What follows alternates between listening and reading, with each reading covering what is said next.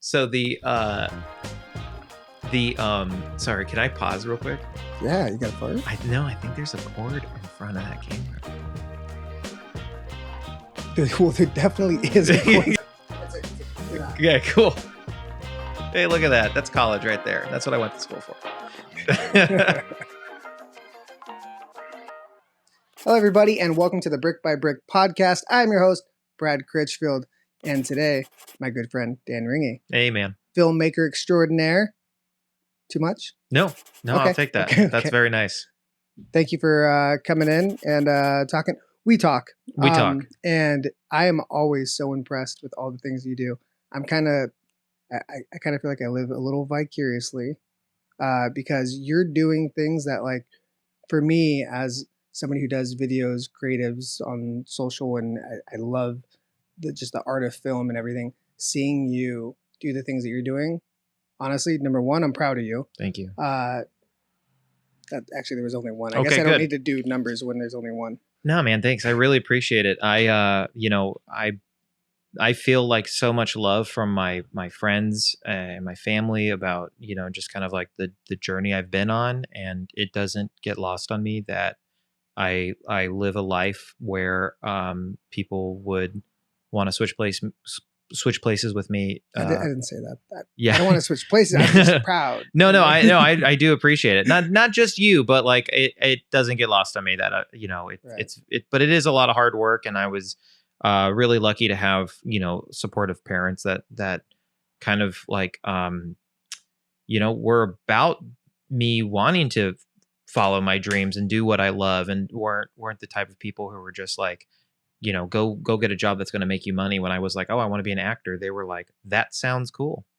Let me ask you a question. What did that look like when you say your parents were supportive?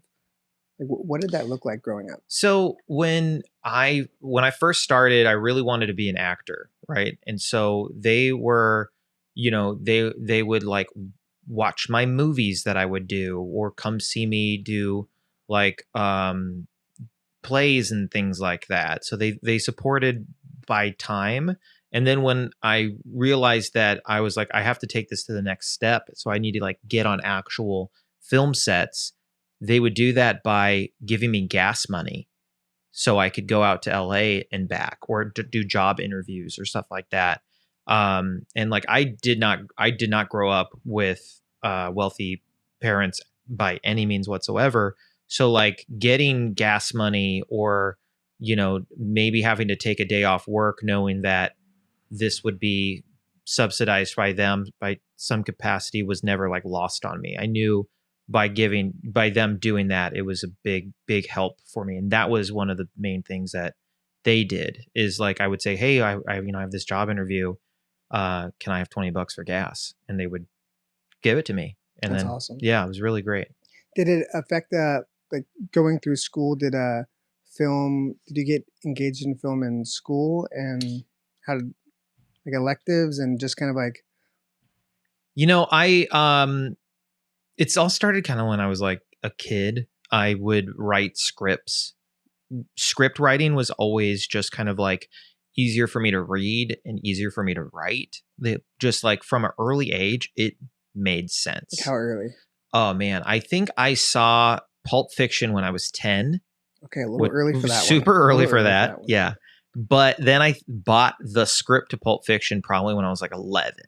And so I bought the script, and then knowing the movie, I then would read it and I would go, oh, that kind of made sense. So I had that like really early on. So I would write scripts probably around like 10, 11, 12. Do you remember the first script you wrote? Yeah, I do. I remember one I wrote when I was 12 years old. I wanted to write a war movie. My dad was a Vietnam veteran. And so he volunteered when he was 17 because his birthday's in November. Okay. So he was one of those kids that started early, and then he would turn 18 after he graduated and all this kind of stuff. So so I wanted to write this story about a guy who joins the army and gets shipped off to war when they're 17. It was based on your dad. It was loosely based on my dad. Inspired by. Yeah, inspired by. And I wrote, I think, about 60 pages of just nonsense. At 11 years old. Yeah, like 12, yeah. Okay. And so my best friend. So was it funny if you, because did your dad read it? I don't think I don't think I ever shared it with him. Yeah, I don't. It was yeah, it was really weird because like I look back at that and I wrote stuff like I have like this line in here that was like it's everything like most things in our art form, we just you pluck from things that and things that you've like experienced. And so in 6th grade I had this teacher who told me cakes are done, people are finished. Cakes are done, people are finished. So yeah, you don't ever say like I'm done, you say I'm finished. Interesting. Cakes are done, people are finished. Something new today. So that has always stuck with me. And I put that in the script because I thought that was just a good line. So I'm like, I have a scene where he's like filling out his paperwork and he goes, I'm done. And she goes, and the lady's working there, it says, cakes are done, people are finished. I was hoping like little 12-year-old Dan had like that, that action star line, like after they like, they bomb the place and they go, cakes are done, people are finished. Yeah. It's actually a pretty good one. Thanks, dude. So your dad never. That's so interesting because like at 12 years old, your idea and how you conceptualize like what war is. I have these conversations with my kids all the time, like trying to explain to them, how the world works. It's probably such a great time capsule piece for you to see like what your brain was thinking of, like the dynamics of what that is. Yeah, it's all based on movies. Like that's 1,000% because like even like I lost my dad about 5 years ago, and my dad also was just never one of those types that ever talked about it. Yeah, like even if you asked about it, he would give you like short answers or whatever. Right. He was never one of these people who are just like story time. Let me sit back and give you the rundown. It's a sign of the times, right? 100%. Our parents were a little bit more guarded, maybe like the silent types were common. Mm-hmm. Now, I mean, now it is. Like honestly, now they would do a podcast about it. Like real shit. And so, I think it is a guarded toughness. You know what I mean? Like a macho kind of vibe that we don't experience, or that we kind of not saying we don't experience it, but I'm just saying we can look past it and say like, yeah, talking about things isn't bad. Right. Well, I think everybody wants to be strong. Yeah. Right. And I think that what that means to you in relation to the time you're living in is just looks differently. So for them, perhaps being strong for your family was, guarding them and shielding them. Where now I think strength is kind of the strength of vulnerability, the strength of being able to share your experiences and help people. It's just, it's not one's wrong, one's, right? It's different. It's totally different. So you started really young. Yeah. And then how did you progress to where, because I want to get to where you're at right now in the projects you're working on. But what did that path look like for you? The path looked like a lot of failure. You know what I mean? And so what it was I was never a great student, but I think it wasn't because like I couldn't concentrate or anything like that. I don't have any excuses other than I just wasn't interested in things. Right. The things I was interested in, I went in full force, nose first, at 110%. The things I wasn't, I just didn't give two shits about. Yeah. So that's so common, by the way. Yeah, honestly. And that's the same way. And so like, and all jokes aside, my parents, I think, realized that. And they were like, "Oh, you're into this? Go towards it. Gotta water what's gonna grow." And so, and my whole family did that too. My brothers, my sisters, they're all very much just like, "This is it. Go for it. Have fun. You keep doing it," and all this kind of stuff. So I had reinforcement. I had compliments, and like, I also had just two amazing parents that like showed me what work ethic is, and that's the only way you can get through in this industry is by having work ethic because it's fucking hard. Eric, did you hear that? I just want to make sure you heard. Oh yeah, believe me, I've broken my back a few times on set. Yep, your mic is off, and I showed you how to do it, and that just proves my point.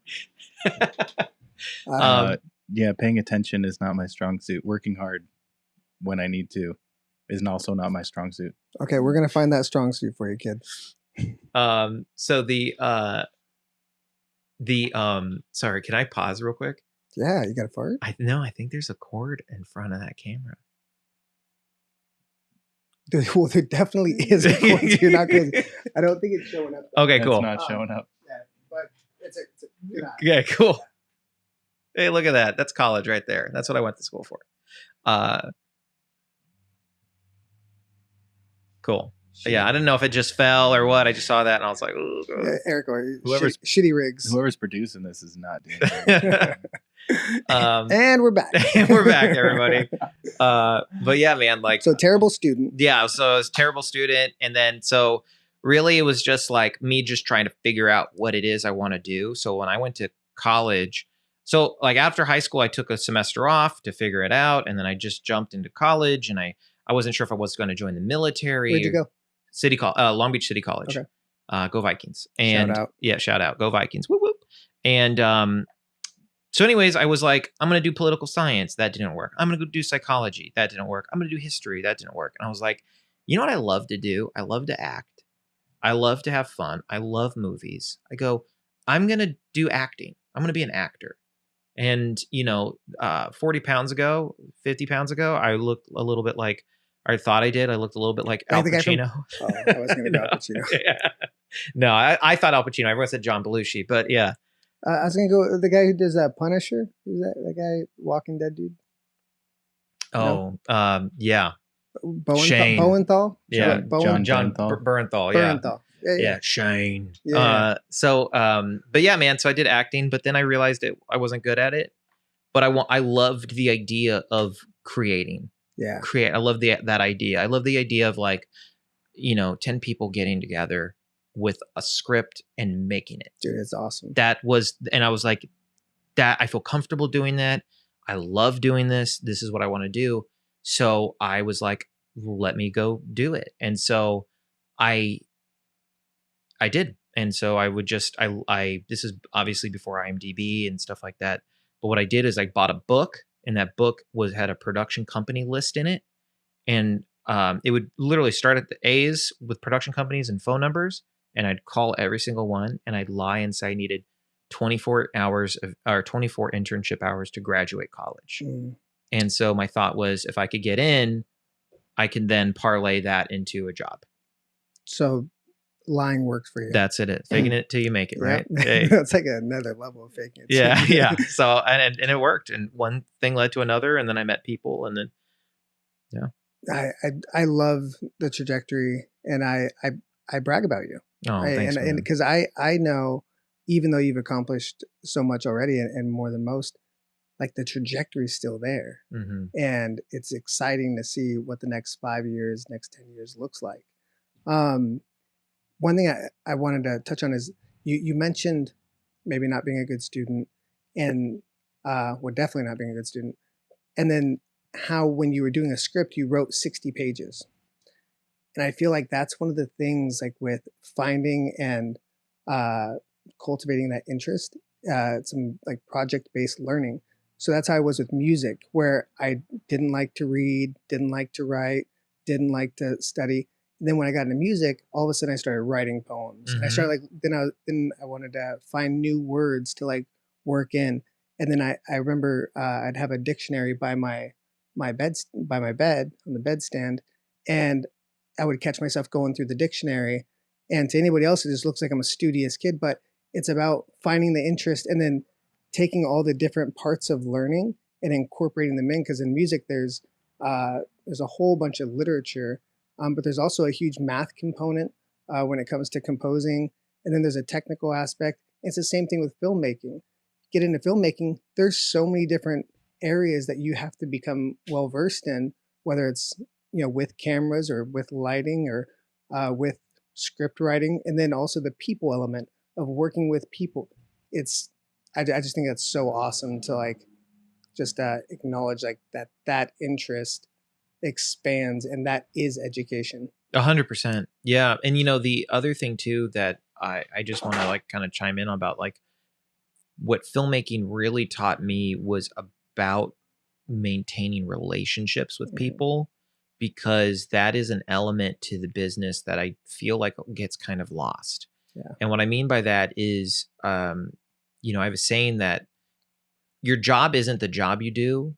Your job is getting the job, because you like constantly have to keep up with your network. If the industry, you know, it's a trope, but it's like, you know, it's all about who you know, right? Mm-hmm. Well, if you don't talk to the people who you know, they aren't going to help you get a job. Right. And our industry is just built around helping each other, giving opportunities to people, and so on and so forth. And so, yeah, I've always kind of found that fascinating. And that's where, you know, even my short time at City College, I still talk to a lot of people who I went there with. You know what I mean? Like how some people you hear about, like, oh, they went to USC and they still maintain that. Like, I still have pals that I went to community college with, that I took these film classes with, that I was working, you know, with. Like, last year I shot this movie, and one of our location managers, this guy named Dewan Johnson, I was in Dwayne Johnson. Dewan, yeah, Dewan Johnson, and he was doing locations for this TV show. We're in the same studio, and it was just like it's very cool how that all works out. And you know, and we've had that experience where one of the I first started fighting MMA, and then you had reached out. I think, was it MySpace or Facebook? One of those. Yeah, it was a while ago. Yeah. But you're like, hey, I want to shoot something. Yeah. Do you mind? And I would, you know, of course. Yeah. And I still have that. Oh, cool. And it's just so cool to like you didn't ask to get paid for it. Mm-mm. You didn't. You came in, you filmed it all, you edited it, and for me, like that was, you know, like the power of like having that is one of the things that like sparked, like when you make films, when you do video, and that's what I do now. Like you get to keep that, like, and it, depending on what it is, like can mean so much for somebody. And you did it totally selflessly. You didn't have to do it, and it still like brings me joy. And then, you know, here we are. You know, we talk. You know, I'm always a phone call away, like, and vice versa. But you know, that was 17 years ago, something like that, something crazy. And you know, it's awesome because like the relationships even back then. You have to not only make those relationships, but keep them. And sometimes it involves an act of kindness or just being selfless. And it always comes back around. It's also just like one of those things where like you have this kind, again, it's network. Like, you know, you were in my network because of our friendship, and because we shared mutual friends, and because we both wrestled in high school. So like, it's something that like I kind of quasi know. You're doing it. And I'm just going like, well, I want to shoot something and edit it and practice. Let me reach out to people who are going to want to let me shoot something so I can edit it and practice. Mm-hmm. So it kind of like, that's the thing. It's like, it works for you, it works for me. And it's, you know, the payment is the knowledge we get, and the payment for you is having this video that you can show people so they take you like this much more seriously. You know what I mean? And even though it is pretty goofy, it was, I mean, because it's me watching me. It's I'm like, if I remember it correctly, I look back and I'm just like, I probably did like star wipes and stuff. So do you remember what you edited that on? Yeah, I edited it on a PC, like generic editing program. It was before Final Cut. So it's one of those things too. So because a lot of what I do is just video editing. Sure. And here you are working on huge productions and doing, and I will think about that. And, you know, it was back then, but you didn't get, that was just what you could do at that time. Mm-hmm. And I feel like it's just a reminder of not to be so critical of yourself. Like you do the best you can for what you have. And then it always goes in the right direction. Absolutely. As long as you stay with it. Yeah. I mean, it was a great film because of you. Because I was, yeah, obviously. But I mean, if you were to watch it again, you'd be like, because I think there was a star transition. Yeah, totally, dude. Yeah, I'm pretty sure there was. But so okay, so so I was actually showing my wife the trailer for Dirty, which I haven't seen yet. Okay, cool. If you could point me in that direction. Sure. To watch I think it's on Freevee. Don't know what that is. Okay, Freevee is like Amazon's free thing. Like it was like IMDb like their streaming service, and it's pretty much a free service, but there'll be commercials. It's called Nice. Freevee. I've been wanting to watch that. And dude, the things you're working on are so impressive. Thank you. So what are the big ones you're working on right now? So the big thing is that I just did is I directed a comedy special for my friend Paul Aaliyah. How do you know Paul? So I met Paul when I was assistant directing a movie in Oregon. Okay. I got a phone call to this was back in 2011. I'm a new first AD at this point. And I got a phone call, hey, can you hop on an airplane tomorrow, go to Oregon and replace our first AD? And I looked at this as a great opportunity. So I hopped on an airplane, went. The problem is that it was a big lesson for me because I felt like my kind of like first AD balls were very big when they weren't.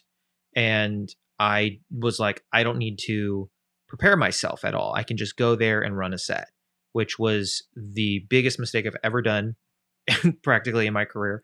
And I just kind of I felt like I kept getting my ass kicked on this movie.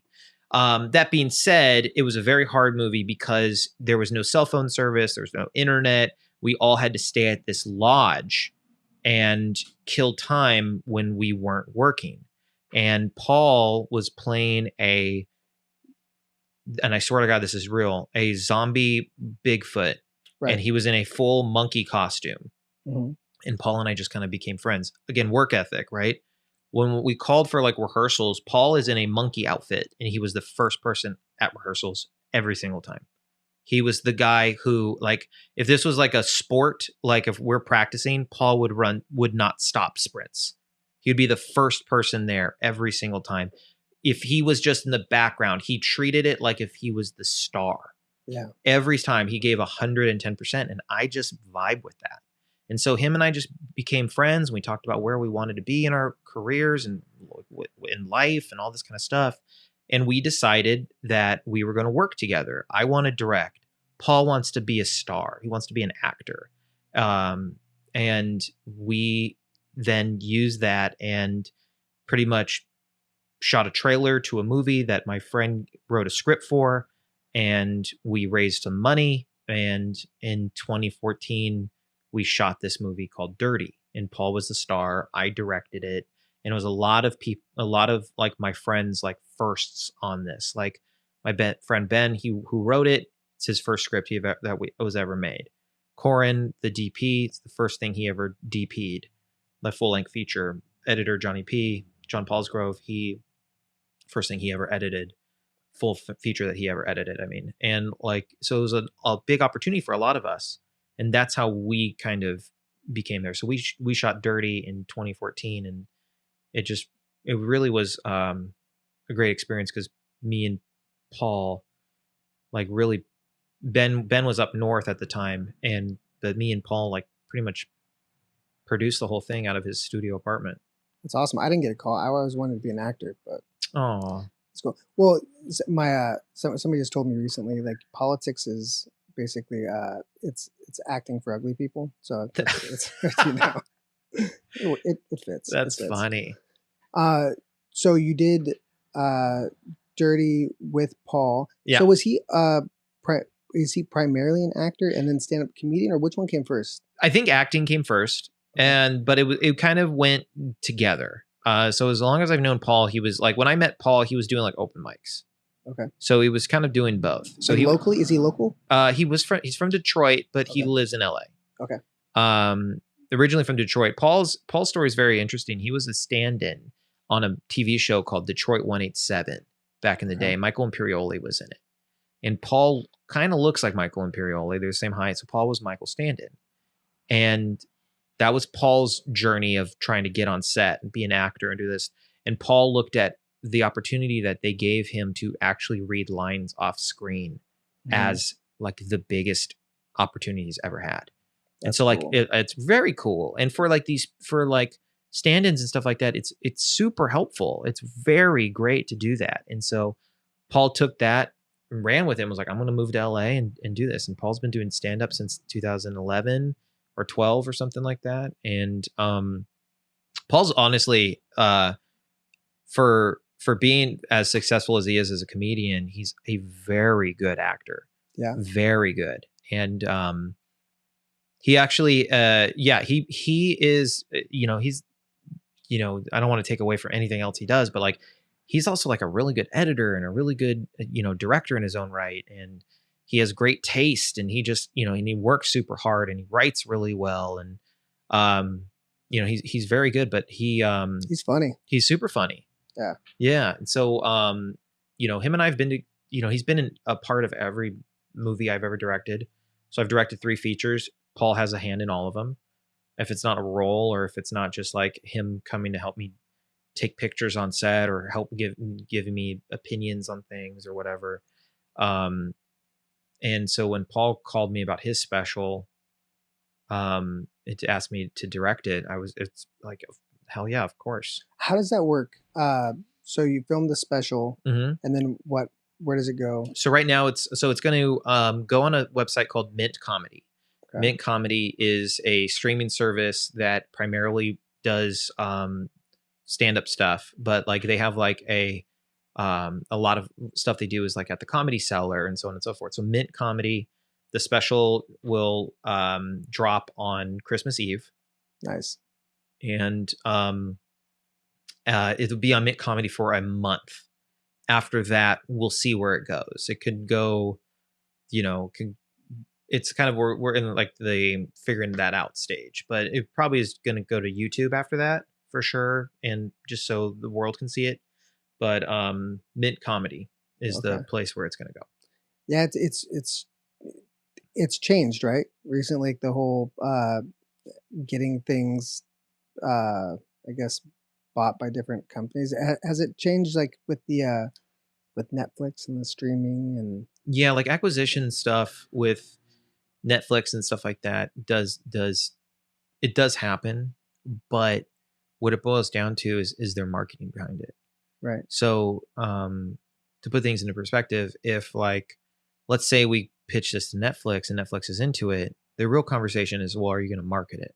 Right. Because they kind of don't. Because they just throw it up there. If Netflix doesn't, if Netflix puts $1 million into a comedy special, they're going to market it. Right. If Netflix acquires your project for a little bit more than what you shot it for, and they don't need to, it's just something that you can scroll through, and it will eventually get lost in the void. Right. Which takes away from a lot of the hard work that we put into it, and especially Paul. And it also, you can't monetize it like you could if you like just own it and put it on YouTube. For instance, like Paul can cut this thing together and you put it on the social media and get new fans out of it. Right. You know what I mean? Right. And that's kind of what I've been feeling is like the pattern with a lot of these stand-up comedians. Like Shane Gillis did it. Yes. Matt Rife did it. Shane's, when he did it straight to YouTube, that was huge for him. Andrew Schultz did it. There's a lot of these comedians who do it. Yeah, I think he probably did it the biggest. Mm-hmm.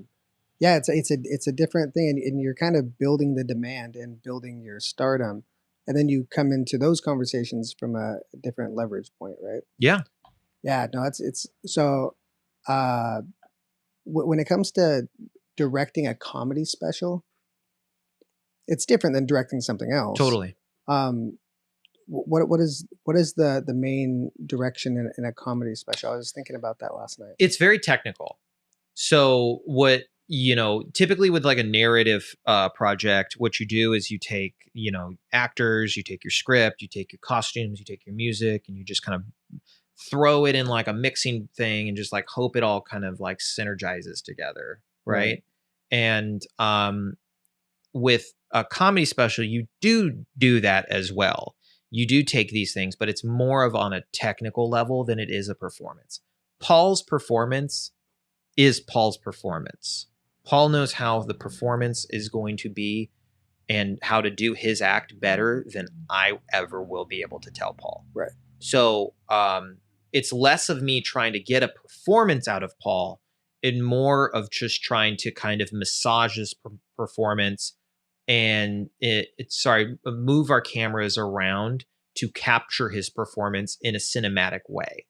So, for instance, Chris Rock and Shane Gillis do comedy two completely different ways. Right. Chris Rock is pacing back and forth. Shane is a statue. You know what I mean? So how you film those two specials is going to be different. Right. And so that kind of puts it into perspective where you go, well, you're doing X amount of shows, 3, 4, whatever, and you're going to cut those together to make it look like one show. And how do you get all of the coverage you need, all of the cool shots you want to get, and in a time frame of those shows? So with Paul's show, we did 3. Okay. And we had 4 cameras going at all times, and pretty much each show would do something a little different. You've done a good job, because am I allowed to say I watched it? Yeah, totally. Okay, great. Yeah.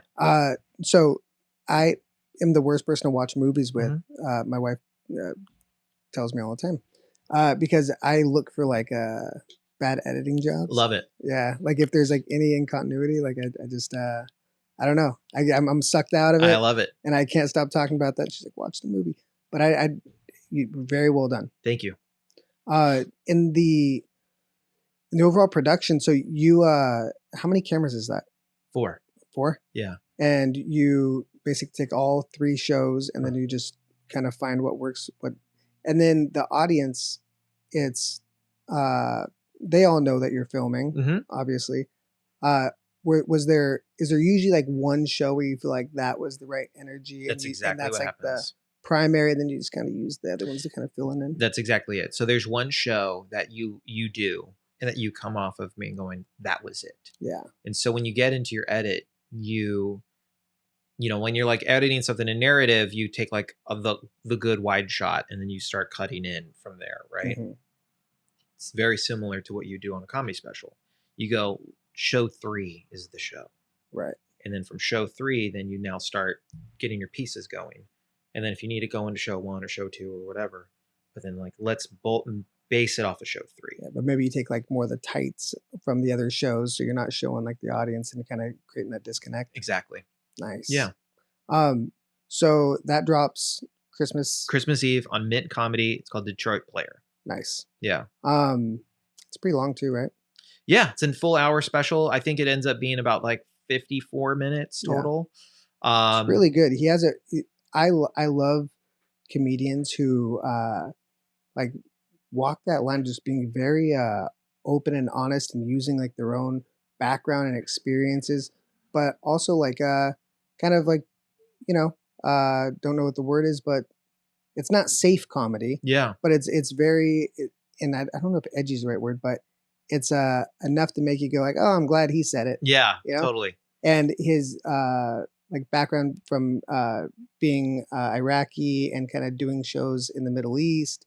There's a lot of really good content, and I'm very critical when it comes to community. Eric knows we'll go up to the Comedy Store in LA. Comedy is like my getaway. Like if I ever I'm having a day, or if I just need something, stand-up comedy. It's always been my thing. So I'm really critical, and I was really pleasantly surprised. Good, man. I'm glad. Like I'm too the same way. I've loved comedy. I've even like away from Paul, stand-up comedy is one of my favorite things. When a new comedy special like drops, it's a comedian I like, I'm like, oh, we gotta watch this. You know what I mean? And I went like full on Rain Man with it when Paul called me to do this, where I was just like, okay, let me dive into shooting specials and understanding what specials are and this and that. And Paul's great. His special is very much like, I joke with him about it, but it's very much like and I don't mean this in a mean way at all. It's just a full on compliment. It is it's almost like a one-man show to some capacity, because it's very well thought out and written. Paul wrote an amazing comedy special that does this whole thing about, he's ties things in really well too. Ties things in perfectly. And he talks about how he can't talk about sex, religion, or politics. Mm-hmm. Yeah, the callbacks are really good. And then all he does is talk about sex, religion, and politics for the next 30 minutes. Yeah. And it's phenomenal. It's very well written, and you do really connect with Paul. And that was the goal for us. He does have a star power. He has like that very, I don't know how old he is, but he has a very young and energetic look. And I could see him really doing big things. He is a star, man. I've always felt that. I always felt like he can command a camera. He's one of the most charismatic guys in a room. And dude, people love him. Like, people love him. He has big time, some of the biggest comedians are just friends of his, and they are, Paul's respected by them, and they gave us notes on the special, and it's just extremely helpful. And I can't wait to shoot another one. I got the bug shooting this comedy special. Really? Oh, big time. I loved it. I thought it was so fun because it's like there's this energy that you have of like, it kind of reminded me of going back to the theater where you're just kind of like, this is it. Mm-hmm. Here it goes. We're starting, and there's no take two. You know what I mean? Right. It's just like what happens. And, it was very fun and like exciting. That's good to hear, because I'm such a lover of film and a lover of stand-up. But to be honest, before hearing that, I've always felt like shooting stand-up was always kind of like when I'm doing the multicam edits, mm-hmm. where it's like it's a little less of the creative energy and more of just like finding the angle and the shot. But no, that's good to hear. I've never filmed a comedy special. That'd be fun. Dude, it's great. You know what? Like, I went into it the thought process of, I'm not going to record you do stand-up. I'm going to film a comedy special. And I know that like that might just be me playing semantics to myself, but like I really try to do some more cinematic things here and make it look very well shot. Thank you. And I did spent a lot of time just kind of like developing what these angles are, what these cameras are, what we're shooting into, what our backgrounds are, just because A, we didn't have a lot of money, and B, I just want it to look as the best as it can, because, Paul's been one of my closest friends for so long, and I want to make sure that this special really helps bring him to another level. Right. It's like an extra layer of just, you always probably want to do a great job, but mm-hmm. you also like care for your friend and want to see them do it. So you're going to put extra into it. Absolutely. So you're also working on the short. Yeah. So Key of Genius is a short film that I am producing, which is also a feature film. So like during the writer strikes, me and the writer-director decided to do this project in hopes that in 2024, the studio that bought it brings it into production quicker. And by that, at the same token, we would then shoot something that we're very much proud of, that we can take to film festivals and just kind of get this story out there so people can know about it. So when the feature does come out, there's already some sort of kind of like energy behind it. So the film festival route, there's the route with like streaming and like going to YouTube and doing all that, but with like shorts, you don't take that route, right? You don't just do like the YouTube. You typically won't do the YouTube thing unless you're kind of like, all right, we're ready for this to go to YouTube. Typically with film festivals, they don't want your stuff on YouTube. They want it kind of private. Premieres are a big thing. Where's it going to premiere? Because it kind of is like the value of the short. If also it goes into like obviously who's in it and so on and so forth, who the filmmakers are, what's the subject matter, blah blah blah. But for this, we would want to premiere it at a great film festival, get some notoriety behind it, keep the film festival search going, or like the film festival run going, where we can screen it at different places. Because then you look at those, because we've all seen those like little film festival badges on like movie posters and whatever. Yeah. The more you acquire those, the more people go, oh, that's good. That means that these filmmakers did a decent job. There's this project might be successful. Let's now let's go into a feature, or let's see what their next project is, and so on and so forth.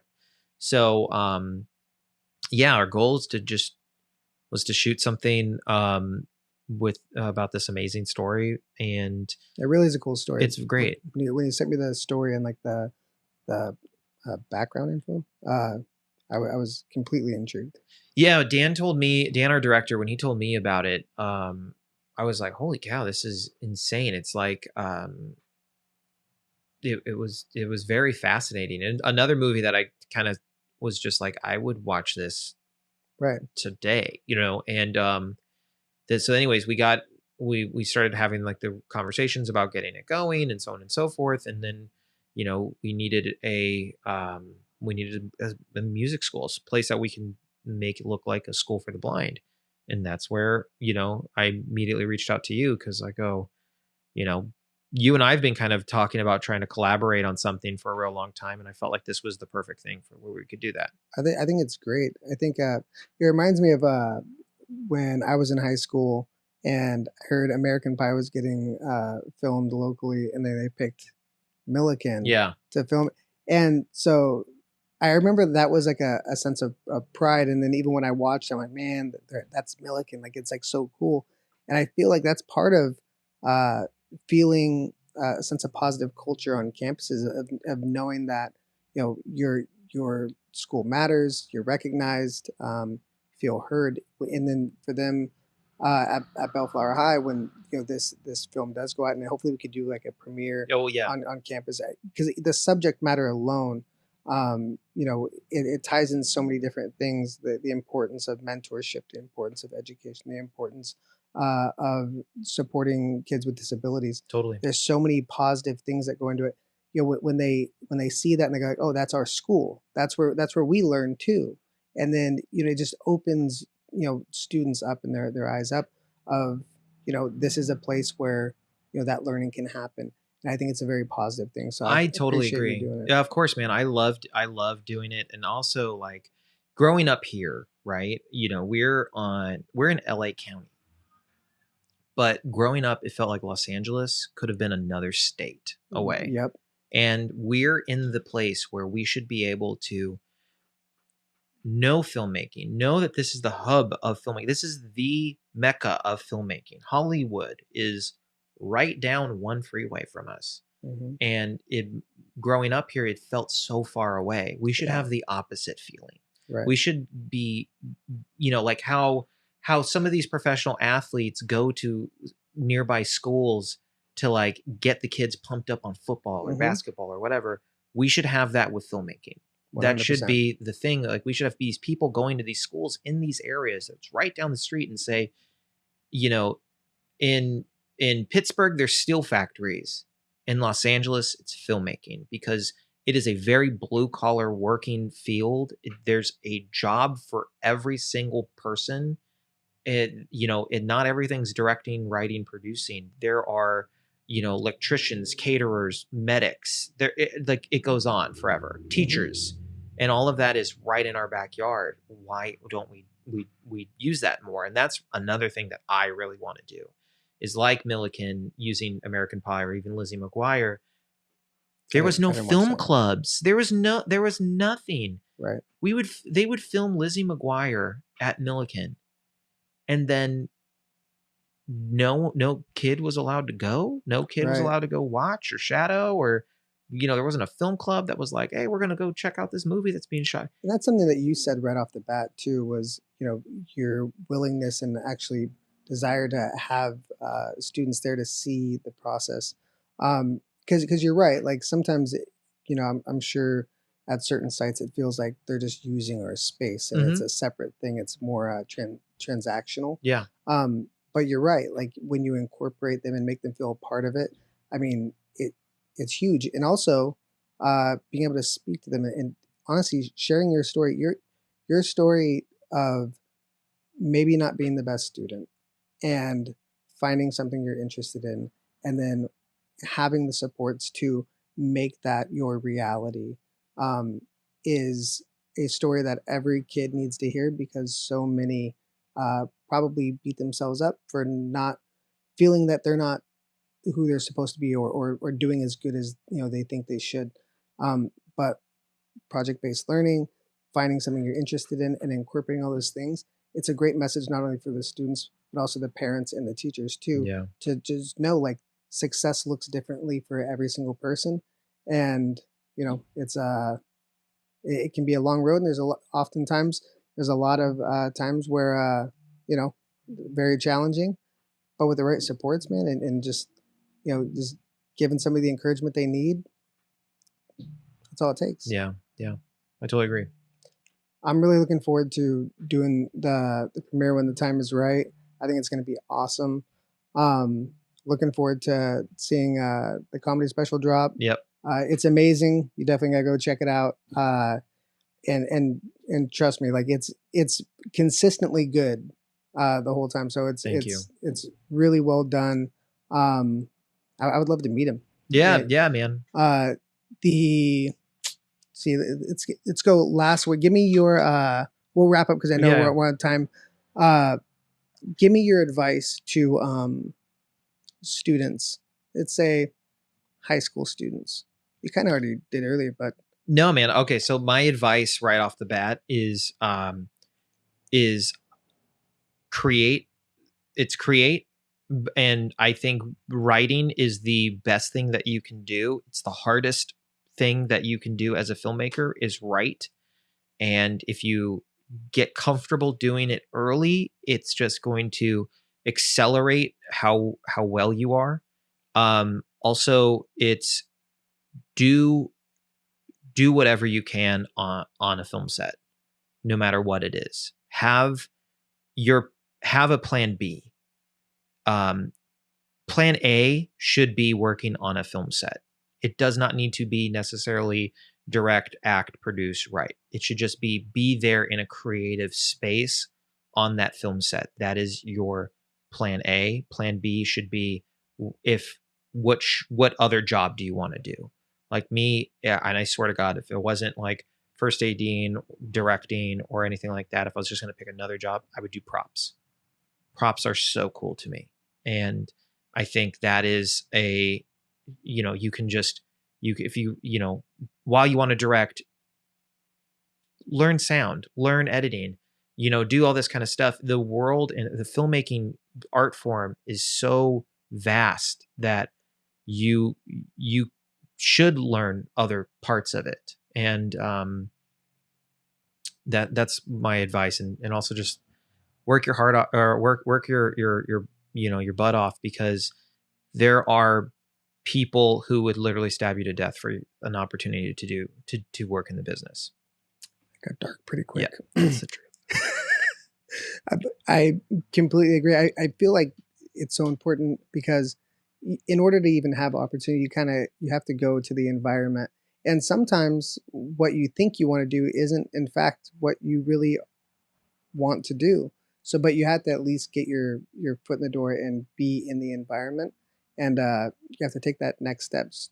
Too often people say, okay, I just want to be a star. Mm-hmm. It's like, all right, well, what's that really about? Like, where's that coming from? And then let's start here.